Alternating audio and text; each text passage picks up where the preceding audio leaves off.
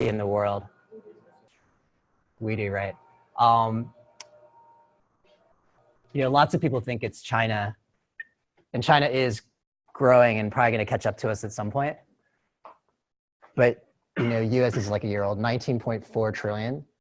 China's only at 12.2. So we're like 50% bigger than they are. Now they probably will eventually catch us because they have a much larger population. But for now, we're like the biggest GDP, at least in terms of dollar denominated. And from this, you can see like who are the world's biggest economies, right? So who's third? Japan, right? Japan is a hugely wealthy nation. Then Germany, France, the UK. These are all the biggest GDPs in the entire world. And we're so big that we're like a quarter of the entire world, which is pretty impressive given that our population is pretty big, but like we're a fraction. Like what are we, like 300 million out of like 7 billion? So we're like maybe 5% of the world's population, but we have 25% of the world's production. That shows us how wealthy we are. And you know, why do we care about this stuff? Because if GDP for our country is really high, then what's going to be true? Like, why should you guys care? Yeah, go ahead. Standard of living will be better. You'll make more money. There'll be lots of jobs out there. So that's why people track this stuff really, really carefully. And the US is such a huge GDP and we're so productive. It's actually really impressive to see. So much so that if you look at individual states, it's kind of amazing. This is a great chart that shows you state GDP if there were countries. And this really gives you an idea of how wealthy and how productive America is. Okay, so like what do you think like California will be?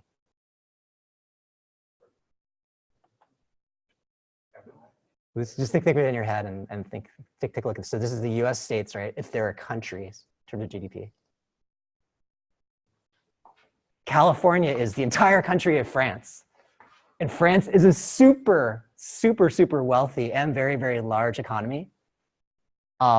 California's population is definitely way less than France's, but we make as much stuff as they do in a given year.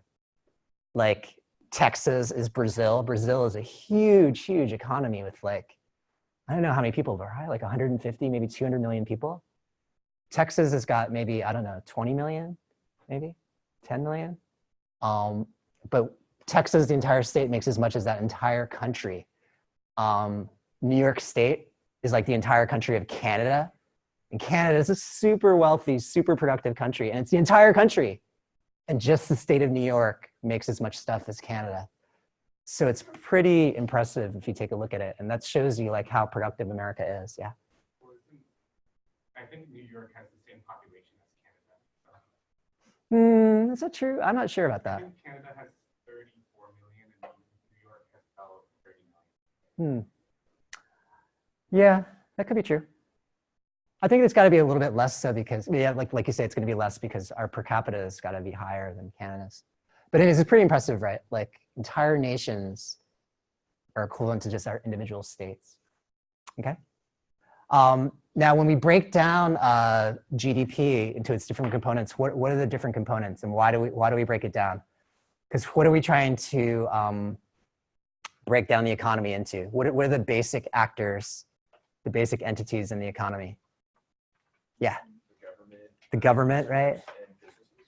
Yeah, government, consumers, and businesses. And those then correspond to which components of GDP? Consumers are obviously consumption, businesses do investment, and then the government does government, right? So that's the C, the I, and the G. What is investment, and why is it important? Like why do we care so much about investment, or should care about so much about investment? Yeah. Yeah, because investment refers to building what type of stuff?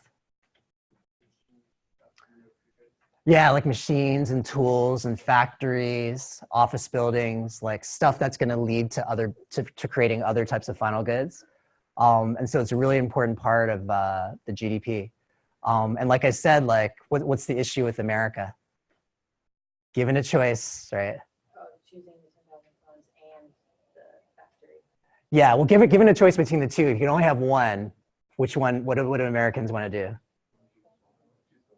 Well, if they had to choose, if they're forced to choose, they want the immediate one. They want the iPhones now. They don't want to wait for the factory to be built and get the 100,000 iPhones later. And that's a problem. And then on top of that, we can't afford both, but we buy both. And so go into debt in order to do so. And these are issues that we'll explore later in the class and what the consequence is. The last category is net exports. And